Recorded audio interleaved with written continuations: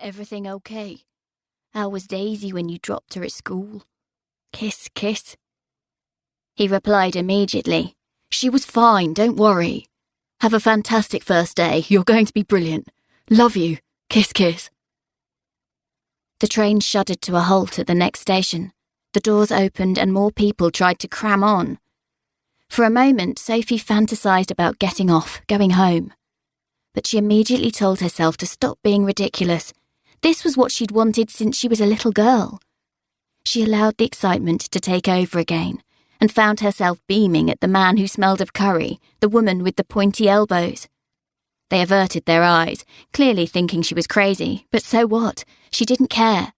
Today, Sophie Greenwood was re-entering the world of work at the very publishing firm she'd dreamed of joining, and she wanted the world to see how happy she was about it. Team, this is Sophie. The 3 people at the bank of 4 desks turned their faces to scrutinise her. The vacant desk on the near right was hers. She would be sitting close to the wall with her back to the entrance. No window view and not much privacy, but she wasn't fussy. She wanted to sit in that swivel chair now, turn on her computer and get to work. She was itching for a chance to prove herself.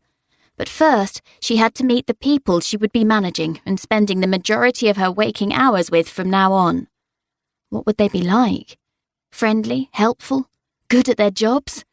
Would they like her? Would she like them? Sophie, meet Tracy, Cassie, and Matt. Simon Falstaff, marketing director and her immediate boss, was a few years older than Sophie.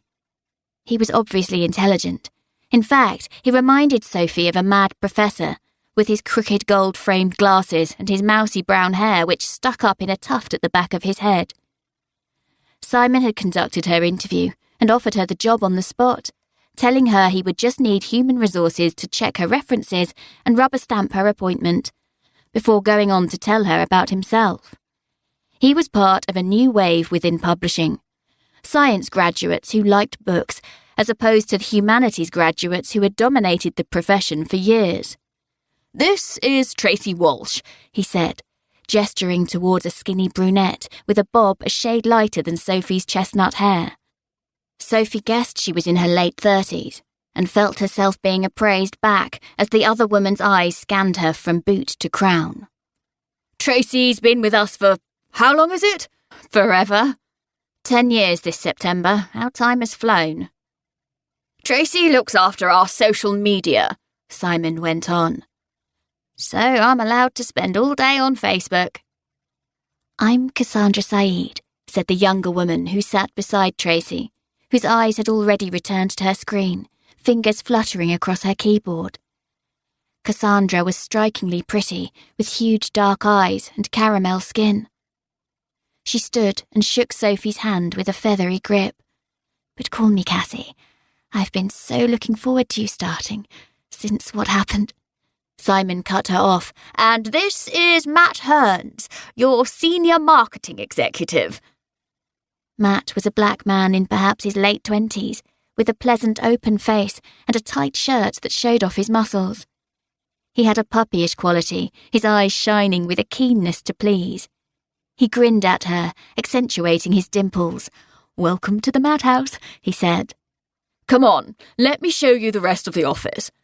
Simon led her away towards the kitchen. Sophie could feel the eyes of the marketing team on her back. She still couldn't believe she'd been headhunted for this job at Jackdaw Books, one of the UK's, no, the world's most successful children's publishers. Sophie had been reading their books since she was Daisy's age. When teachers asked her what she wanted to do when she grew up, while her friends said they wanted to be pop stars or doctors or cops, she'd said she wanted to write books. Specifically, books bearing the distinctive purple Jackdaw logo, with its short beak that set it apart from a crow, on the cover. When she decided as a teen that she wasn't cut out to be a writer, her ambition shifted. She would create books, work with them, sell them and inspire children to enter magical worlds.